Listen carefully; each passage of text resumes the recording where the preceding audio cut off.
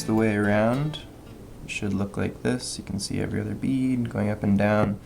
Before we finish this off, I want to show you what would happen if you did one incorrectly.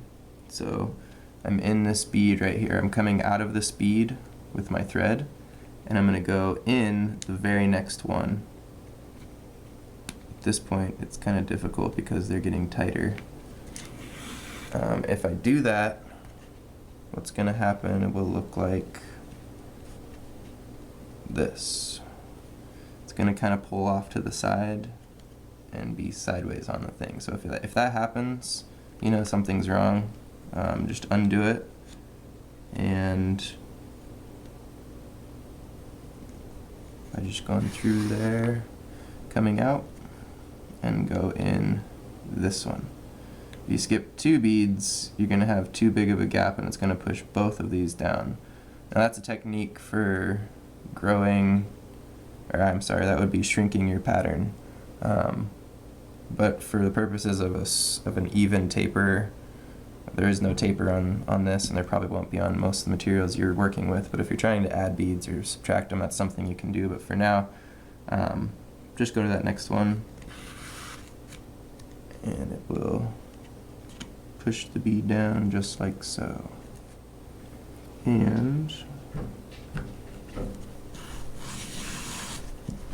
you'll notice, sorry, my cat's in the background making some noise.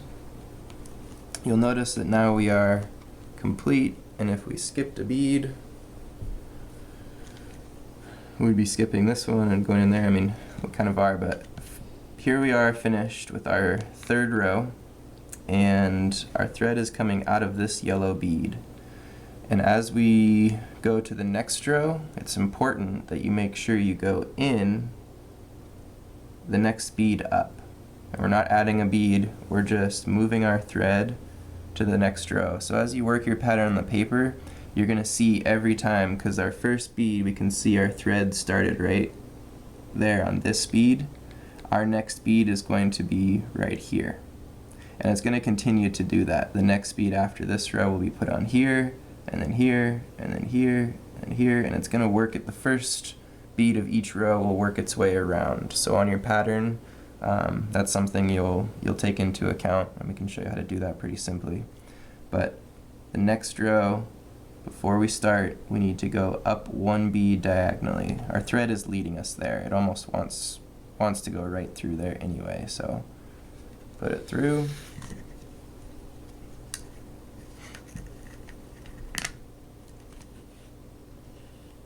And we're ready for our next bead.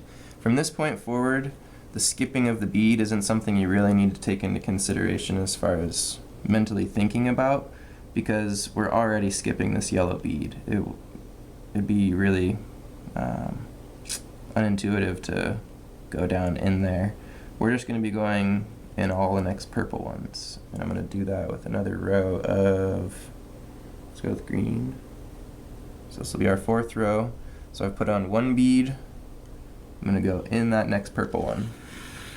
Now be careful not to, when you add on these rows, a common mistake and a common problem is to go in here. With these big beads, it's a lot more obvious when you make mistakes, but with the smaller beads, it's really easy to go in this bead and that one at the same time, and you're going to miss, you're not going to have a bead there, you're just going to have a piece of string there, and you probably won't notice it for another row or 2, and then you'll look back and be like, oh shoot, I gotta go all the way back now, or leave it if you really don't care to go back. You're going to make tons of those mistakes. They're easy to go back and fix. It just takes a little bit of time, and all the time you put into it was for naught. So that's our rest of our peyote stitch, is just going 1 bead on and in that next highest bead. 1 bead on in the next highest bead. So you can see it's a pretty simple beading technique. You put on 1 bead at a time, and once you have those first 3 rows established, it's really obvious where your next bead is going to go. So I'm going to show you now how to draw your pattern and create patterns using the grid sheet, the beading grids, and I'm going to create this pattern just to show you what this would look like on here, and once you know how to do it, you can get as fancy and crazy as you'd like. So our first rows were yellow, and we need to count out, if you remember, we had exactly 40 beads on our first row, but on this you can see these beads go. Our first row is actually the first 2 rows. That first circle of yellow that we put on is our first 2 rows. So if we were to count all 40 of these yellow beads, obviously there'd be 40. But we're only counting half of them for that first row, which is right here and there. So half of 40 is 20.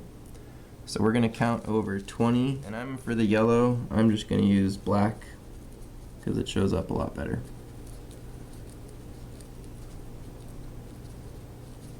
Now, you'll see numbers on the top and side of this sheet that count off the beads for you.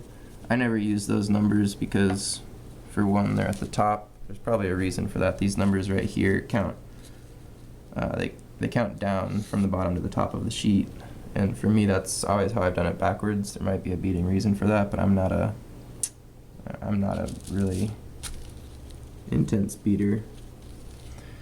So I don't like to use those for another reason, because in one pattern you can get, in one piece of paper, this is a big sheet, your pattern's only going to go so far, and you can utilize all these different, you can make your pattern starting right in the middle. You can just make them all over the place. I usually get about 6 or 7 or more beading patterns per grid paper, and it takes a lot of black ink to print these, so you might as well max out what you can use. So we've got our first row of yellow, and we're going to do again our next row of yellow, which is the one right above it.